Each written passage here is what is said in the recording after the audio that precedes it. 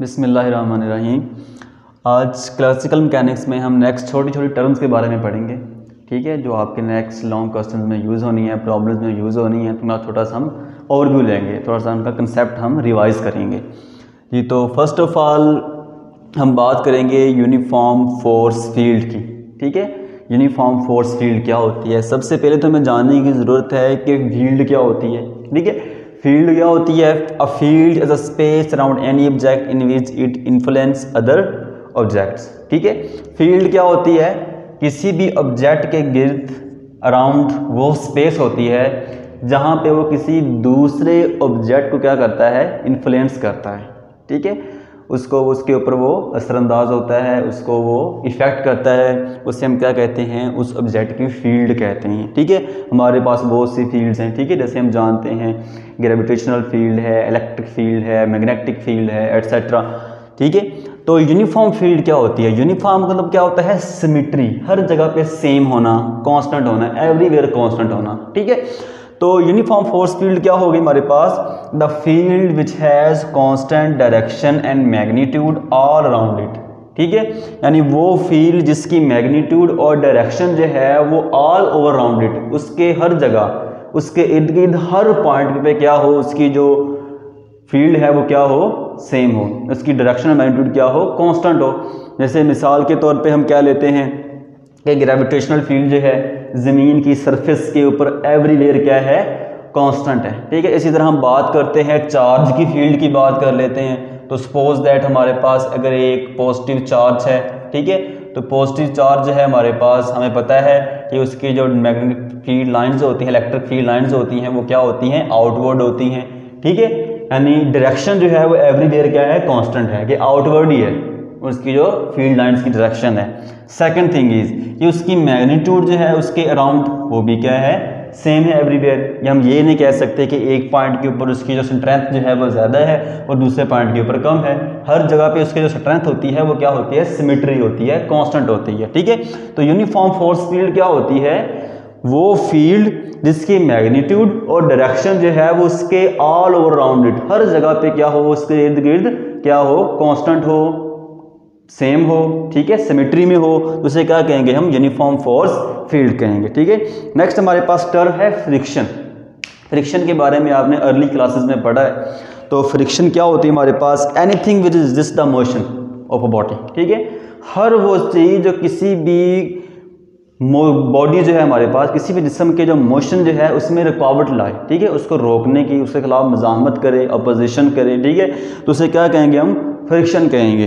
तो फ्रिक्शन हमारे पास क्या होती हैं? फ्रिक्शन वो forces, those forces which are resisting the motion of a body, तमाम की तमाम फोर्सेस जो कि क्या करती हैं? किसी भी जिस्म के जो मोशन होता है, बॉडी का जो मोशन होता है, उसके खिलाफ रेजिस्ट करती हैं, ठीक है, उसके खिलाफ मज़ाहमत करती हैं। तो उन्हें क्या कहते हैं हम? फ्रिक्शन की फोर्सेस कहते हैं, ठीक है। जैसे ड्रैग फोर्सेस होगी, ठीक है, हमारे पास इसके अलावा विस्कोसिटी होगी, ये सारी फोर्सेस जो पढ़ी हैं आपने, ठीक है, तो ये सारी की सारी फ्रिक्शन में आ जाती हैं, ठीक है। इसे हम फ्रिक्शन भी कह देते हैं। इसी आपकी और टर्म भी पढ़ी है आपने, उसे हम डैम्पिंग भी कह लेते हैं, ठीक है। Damping forces, friction forces, resistive forces, ये इनका एक ही नाम है, ठीक है। तो नेक्स्ट अगर हमारे पास सपोज कर लेते हैं अगर एक बॉडी जो है वो स्लाइड कर रही है, ठीक है, स्लाइड करते हुए क्या होगा? उस बॉडी के दरमियान और उस सरफेस के दरमियान में क्या होगा? कॉन्टैक्ट होगा, और उस कॉन्टैक्ट से क्या प्रोड्यूस होगी? फ्रिक्शन जो है वो क्या होगी?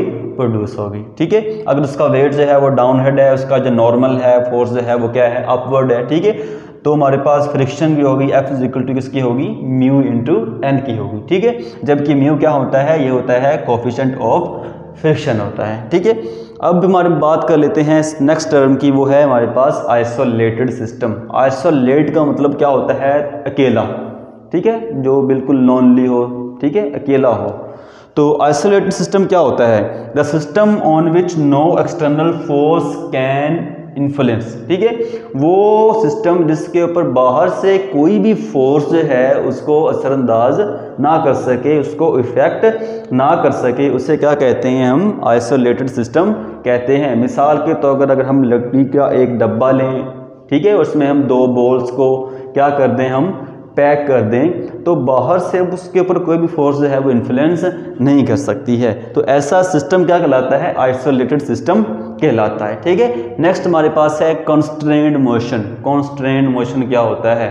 ठीक है, जैसे कंस्ट्रेंट मतलब क्या होता है, किसी चीज़ को मजबूर कर देना किसी काम के लिए। जैसे कि हम रोज़ाना कॉलेज जाते हैं तो कॉलेज जाने के लिए हमें 7 बजे सुबह उठने पड़ता है। ठीक है, तो हम कंस्ट्रेंड हैं, ठीक है, उस काम के लिए कि हमने 7 बजे उठना है और हमने कॉलेज तैयार होके आना है। ठीक है, तो हम कंस्ट्रेंड हैं इस काम के लिए। तो कंस्ट्रेंट का मतलब क्या कर देना, मजबूर कर देना किसी चीज़ को वो फंक्शन करने के लिए या फिर काम करने के लिए। तो कंस्ट्रेंड मोशन क्या होता है?